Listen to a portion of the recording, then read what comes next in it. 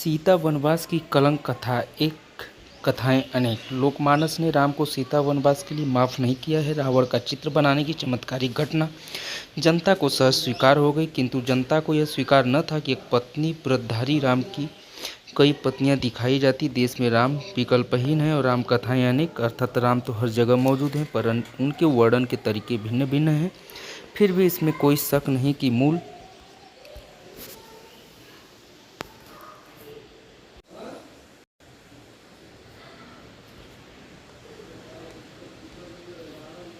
कथा ऋषि वाल्मीकि द्वारा वर्णित रामायण ही है। सब में रूपक वहीं से लिए गए हैं। राम का बहाना तो अलग अलग है, पर न तो राम बदले, न उनका देश, न उनका उद्देश्य। इसलिए इस देश में राम ही सब में समाये हैं। पूरब हो या पश्चिम या उत्तर अथवा दक्षिण, सब जगह राम है और सब जगह रावण भी राम जन्म ही लेते हैं। रावण के वध के लिए जितनी भी राम कथाएं हैं, सब वाल्मीकि रामायण से प्रेरित हैं। रामायण के बाद 10वीं शताब्दी में कंबन ने रामायण महाकाव्य लिखा, जो दक्षिण में बहुत अधिक लोकप्रिय हुआ। ईसा के 600 वर्ष पूर्व लिखी गई रामायण माना जाता है कि त्रेता युग में कौशल नरेश दशरथ के घर राम ने जन्म लिया था। कुछ लोग कहते हैं कि ऋषि वाल्मीकि ने ईसा के 600 ईस्वी पूर्व रामायण लिखी थी। महाभारत भी इसके पश्चात आया। बौद्ध धर्म के बारे में मौन है, यद्यपि उसमें जैन, शैव, पाशुपत आदि अन्य परंपराओं का वर्णन है। अतः रामायण गौतम बुद्ध के काल के पूर्व की होनी चाहिए। भाषा शैली से भी यह ग्रंथ पाणिनि के समय से पहले का होना चाहिए।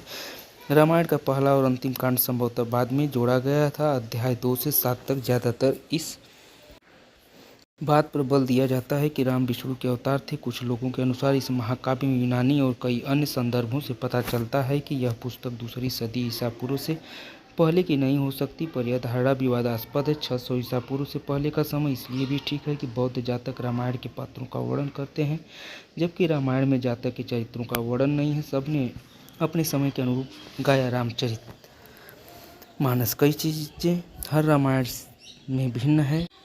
उदाहरण के लिए इस समय सर्वाधिक प्रचलित तुलसी की रामायण रामचरितमानस में अग्नि परीक्षा और सीता वनवास प्रसंग नहीं है। लगता है तुलसी उससे बचकर निकल गए, जबकि कंबन ने अपनी तमिल रामायण में इन दोनों प्रसंगों के लिए राम की आलोचना की है। इन दोनों प्रसंगों से यह तो पता ही चलता है कि महर्षि वाल्मीकि ने उस समय के देश काल परिस्थितियों के अनुसार राम कथा लिखी, तो परवर्ती रचनाकारों ने अपने समय के आदर्शों को लिया। अब इतना तो तय ही है कि तुलसी का समय आते आते ये प्रसंग समाज में अमान्य हो गए थे, इसलिए तुलसी इनसे बचे। सीता वनवास का कलंक 14वीं सदी में पूर्वी भारत में शंकरदेव ने असमी भाषा में रामायण लिखी। उसके भी कुछ प्रसंग भिन्न हैं। भारत के किसी भी कोने में लोकमानस ने राम को सीता वनवास के लिए माफ नहीं किया। बौद्ध जातकों और जैन परंपरा की रामायण विमल सूरीकृत पौमचर्यु में 300 से 400 ईस्वी में राम की आलोचना है। डॉक्टर रामनाथ त्रिवेदी ने लिखा है कि वाल्मीकि रामायण में सीता के चरित्र पर राम ने संदेह नहीं किया। संदेह का आरंभ जैन राम कथाओं से होता है। पौमचर्यु में वर्णित है कि नागरिकों ने राम से भेंट कर सीता के कलंक की बात कही। राम ने लक्ष्मण से कहा कि वे सीता को वन में छोड़ आए। लक्ष्मण तैयार नहीं हुए तो राम ने यह कार्य अपने सेनापति से करवाया। राम को सीता के चरित्र पर संदेह हुआ। इसे युक्ति संग बनाने के लिए रावण के चित्र की कल्पना हुई। हरिभद्र यानी 8वीं सदी के उपदेश पद में इसका प्राचीनतम उल्लेख है। सीता के ईर्ष्यालु सौतों ने सीता से रावण के चरणों का चित्र बनवाया, फिर उसे राम को दिखाया। राम ने उपेक्षा की तो सौतों ने दासियों के द्वारा जनता में प्रचार करा दिया। राम गुप्त वेश धारण कर निकले। उन्हें सीता के कलंक के बारे में ज्ञात हुआ तो उन्होंने सेनापति द्वारा सीता का त्याग करा दिया। हेमचंद की जैन रामायण में भी इस प्रसंग का अनुसरण है। इसमें सौतों की संख्या 3 बताई गई। रावणों के चित्र बनाने की चमत्कारिक घटना जनता को सहज स्वीकार्य हो गई, किंतु जनता को यह स्वीकार्य न था कि एक पत्नी व्रतधारी राम की कई पत्नियां दिखाई जाती। आगे चलकर चित्र बनाने का आग्रह करने वाली स्त्रियां सौत में कुछ और दिखाई गई। अब 2 दृष्टियों से अध्ययन करना होगा। नंबर 1, चित्र बनाने का आग्रह करने वाली कौन है, तथा नंबर 2, चित्र बनाने का आधार क्या है।